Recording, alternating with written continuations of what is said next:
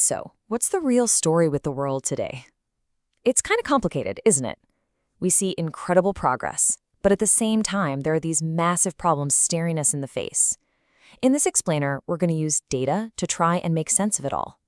We'll look at how things are genuinely better in lots of ways, still pretty awful in others, but also, and this is key, definitely improvable. Okay, let's just start with a hard truth. Something genuinely awful.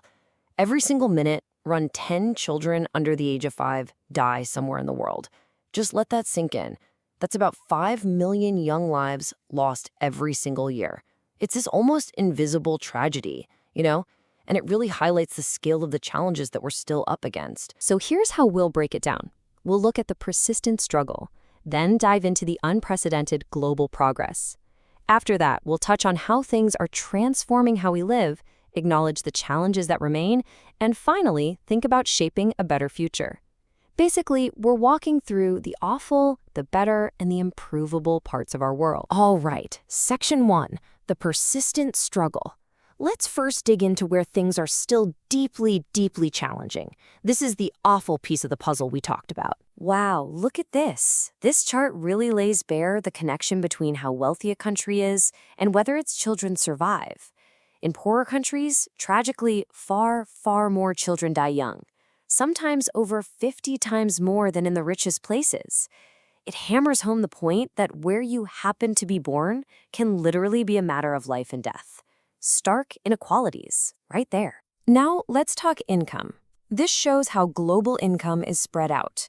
You can see there's been some shift, some catching up, and the middle income has gone up. But let's be real, billions of people are still living on incredibly low incomes, while the wealth at the very top is just staggering.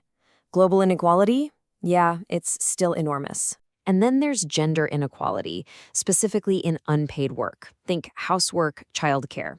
Check this out. In every single country shown here, women do way more of this unpaid labor.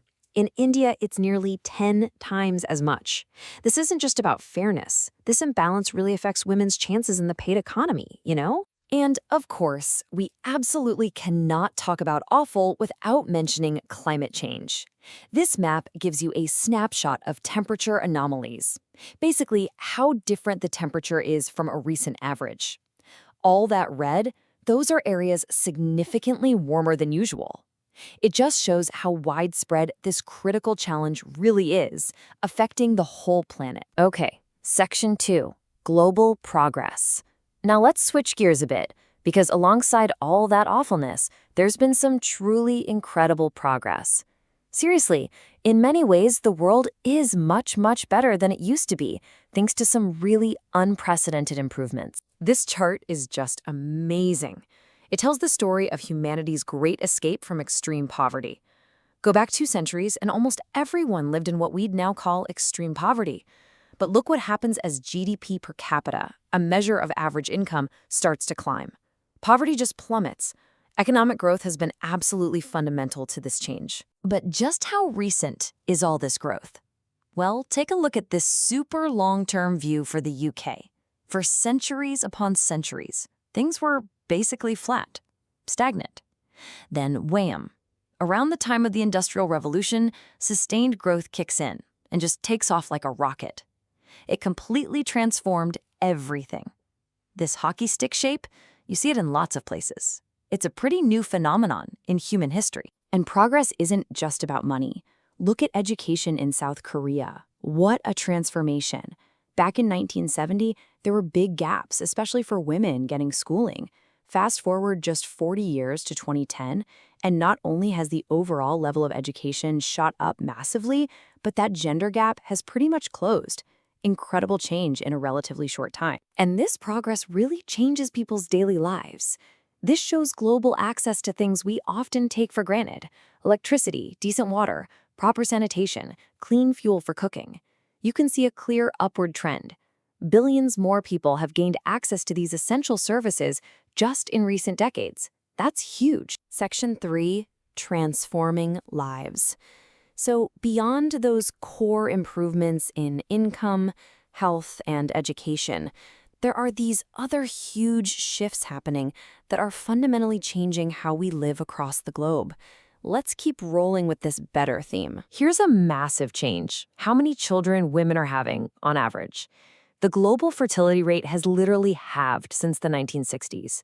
It went from about 5 kids per woman down to less than 2.5 today.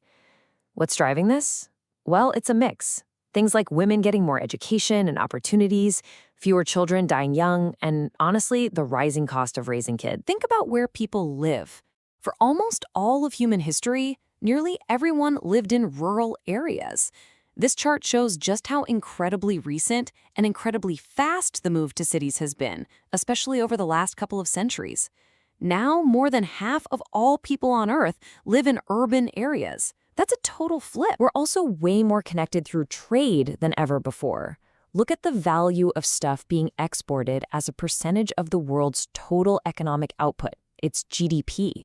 It really surged, especially after World War II. Trade grew much faster than the global economy itself.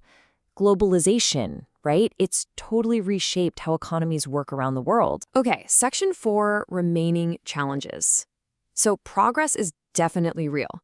But hey, the world isn't perfect, right? Far from it. Now let's get into the improvable part, the areas where we still have a lot of work to do. Let's revisit that gender pay gap, using the US as an example. What's interesting here is how the reasons behind the gap changed between 1980 and 2010. The gap linked to differences in education pretty much vanished. Good news. But the gaps linked to the types of jobs and industries women and men work in actually became more important drivers of the wage difference. And there's still this significant chunk that's unexplained, which many researchers think is related to discrimination.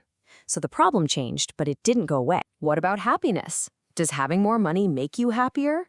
Well, generally, people in richer countries do report being more satisfied with their lives. You see that upward trend. But look at all that scatter. Some countries are way happier than their income level might predict, others less so. What does this tell us? Income definitely matters, but it's clearly not the only thing that contributes to our well-being. There's more to the story. And what about that trade boom we saw earlier? Does it automatically lead to economic growth for everyone? Well, there seems to be a positive link here too. Countries whose trade grew faster often saw their economies grow faster as well. But, and this is a really important but, the benefits aren't always spread evenly. Who gains and who might lose out from trade? That needs careful thought and management. It's not automatic progress for all, which brings us nicely to our last section, Section 5, Shaping the Future.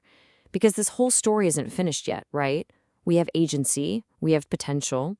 Understanding what's driven change so far gives us clues about how we can make the world even better. So, what really makes a positive difference? Looking across all this data, some key things pop out again and again. Empowering women, especially through education and work. Pushing down child mortality rates even further. Investing in good quality education, especially early on. Making sure people have access to family planning. Driving technological innovation and spreading it around. Putting policies in place to tackle inequality, like social safety nets, and even shifting social norms about what's acceptable or expected. These look like really powerful levers we can pull to build a better future. And we know that targeted efforts can have a massive impact. Take the Perry Preschool program. This was an experiment providing high-quality preschool to kids from disadvantaged backgrounds. And guess what? Years later, those kids showed major long-term benefits: higher test scores, better graduation rates, better life outcomes overall. It's solid proof that investing early, especially in education, really pays off down the line. So there you have it. The world today, definitely better than it was, still truly awful for far too many people, but absolutely, undeniably improvable. The progress we've seen is real, but it's also uneven and maybe even a bit fragile. Which leaves us with the big question, doesn't it? How do we speed up the better parts while actively pushing back against the awful parts to create a future where everyone, no matter where they're born, truly has the chance to thrive? Something to think about.